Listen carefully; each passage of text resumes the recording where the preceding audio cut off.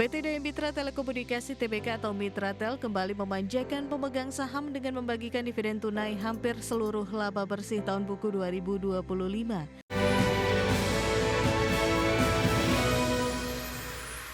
PT Daya Mitra Telekomunikasi Tbk atau Mitratel kembali memanjakan pemegang saham dengan membagikan dividen tunai hampir seluruh laba bersih tahun buku 2025. Ya, keputusan ini sekaligus menegaskan komitmen Perseroan memberikan imbal hasil yang menarik di tengah pertumbuhan kinerja yang tetap positif. PT Daya Mitra Telekomunikasi Tbk atau Mitratel kembali memanjakan pemegang saham dengan membagikan dividen tunai hampir seluruh laba bersih tahun buku 2025. Keputusan ini sekaligus menegaskan komitmen Perseroan memberikan imbal hasil yang menarik di tengah pertumbuhan kinerja yang tetap positif. Rapat umum pemegang saham tahunan dan luar biasa Mitratel yang digelar Selasa menyetujui pembagian dividen tunai sebesar Rp2,08 triliun atau setara dengan Rp25,6 per saham. Nilai ini mencapai 98% dari laba bersih Perseroan tahun buku 2025. Direktur Utama Mitratel Theodorus Ardi Hartoko menyampaikan pembagian dividen dengan payout ratio 98% menjadi tahun kedua berturut-turut bagi Perseroan. Menurutnya, rasio tersebut menjadi salah satu yang tertinggi di industri dan merupakan bentuk komitmen perusahaan untuk memberikan imbal hasil yang optimal kepada para pemegang saham. Berbagai sumber IDX Channel. Otoritas Jasa Keuangan mengungkapkan antusiasme perusahaan untuk mencari pendanaan alternatif di pasar modal masih cukup tinggi. Kepala Eksekutif Pengawas Pasar Modal, Keuangan Derivatif dan Bursa Karbon OJK Hasan Fauzi mengatakan ada sebanyak 61 rencana penawaran umum dengan pipeline ataupun dalam pipeline dengan nilai integratif sekitar Rp52,38 triliun. Sementara nilai fundraising hingga saat ini di tahun 2026 sebesar Rp81,09 triliun. Capaian tersebut dinilai cukup baik di tengah kondisi yang penuh ketidakpastian dan tantangan tahun ini. Meski demikian, OJK menyebut capaian kinerja pasar modal dapat dengan cepat diuji ketika kepercayaan pasar menghadapi tekanan. OJK mengatakan perkembangan pasar sepanjang paruh pertama tahun ini harus menjadi pengingat bahwa kondisi fundamental ekonomi yang baik saja tidak selalu cukup. Sebab jika mengacu data perdagangan per 30 Juni 2026, menunjukkan indeks harga saham gabungan telah terkoreksi sangat dalam sebesar 35,49% secara year to date. Pada saat yang sama investor asing membukukan net sell sebesar Rp71,68 triliun sepanjang tahun berjalan. PT Solusi Sinergi Digital Tbk memutuskan untuk membagikan dividen senilai Rp10,6 miliar atau setara dengan Rp2 per saham. Manajemen Perseroan menyatakan hal tersebut disetujui dalam RUU PST tahun buku 2025. Selain membagikan dividen, pemegang saham juga menyetujui perubahan susunan pengurus Perseroan. Hashim Joyo Hadikusumo diangkat sebagai komisaris utama, Fadel Muhammad sebagai komisaris, dan Doni Sutadi sebagai komisaris. Di jajaran direksi, Hendrik T. menjadi direktur utama Perseroan menggantikan Yune Marketatmo. Di mana sementara itu, pemirsa dari sisi kinerja keuangan, Perseroan mencatatkan lonjakan performa yang signifikan pada tahun 2025, pendapatan konsolidasian Perseroan tumbuh pesat sebesar 147% menjadi Rp1,66 triliun. EBITDA tercatat mencapai sekitar Rp1,15 triliun dengan margin EBITDA di angka 69%. Pemirsa, PT Trimegah Bangun Persada Tbk tengah mempercepat penyelesaian 3 proyek strategis di kawasan industri Pulau Obi, Maluku Utara. Ya, ketiga proyek tersebut meliputi fasilitas pengolahan nikel rotary clean electric furnace ketiga, pabrik pengolahan batu kapur, serta fasilitas daur ulang sisa hasil pengolahan.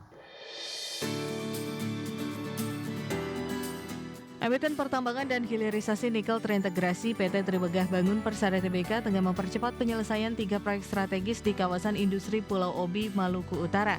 Ketiga proyek utama tersebut meliputi fasilitas pengolahan nikel rotary kiln electric furnace ketiga, pabrik pengolahan batu kapur menjadi quicklime, serta fasilitas daur ulang sisa hasil pengolahan.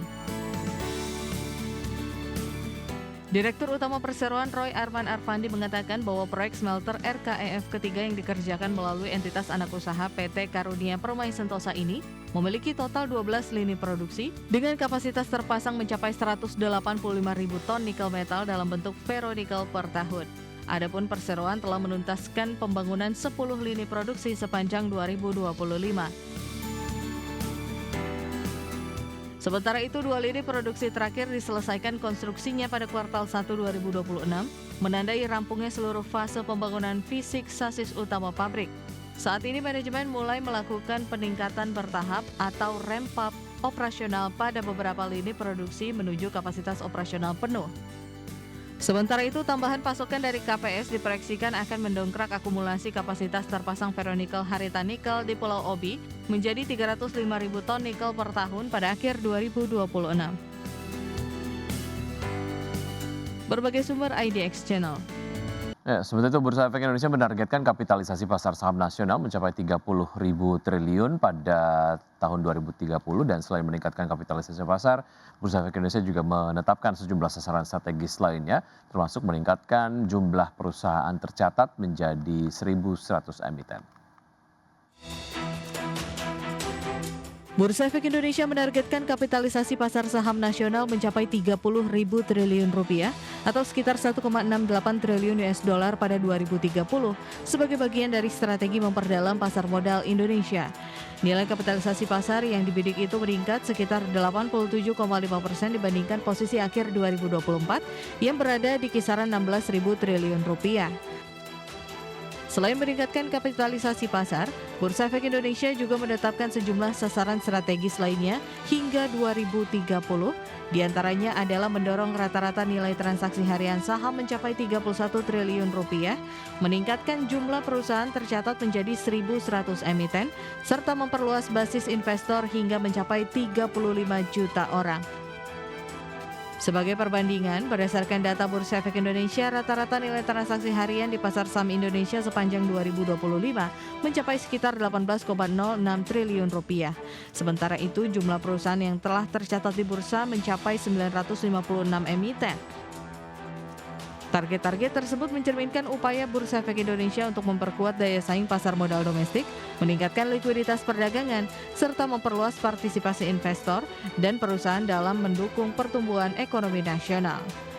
Berbagai sumber IDX Channel. Ya, selanjutnya pemirsa dari Bursa Global, Bursa Wall Street berakhir di zona hijau pada perangan di hari Selasa sekaligus menutup Juni dengan kinerja kuartalan terbaik sejak 2020. Optimisme terhadap pertumbuhan ekonomi dan kuatnya laba perusahaan mampu menopang sentimen investor meski tegangan geopolitik di Timur Tengah masih membayangi pasar. Kita lihat data selengkapnya pada penutupan perdagangan di hari Selasa. Dow Jones Industrial Average ditutup naik 0,26% ke level 52.319, S&P 500 yang menguat 0,79% ke level 7.499, Nasdaq Composite yang melonjak 1,52% ke level 26.213.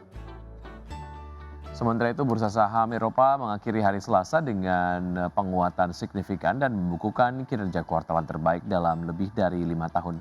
Rally pasar didorong antusiasme investor terhadap perkembangan kecerdasan buatan serta meredanya ketegangan geopolitik di Timur Tengah. Stoxx 600 ditutup naik 0,88% ke posisi 641,73, DAX Jerman naik 1,5% ke posisi 24.995 dan FTSE 100 Inggris menguat 0,12% ke level 10.497.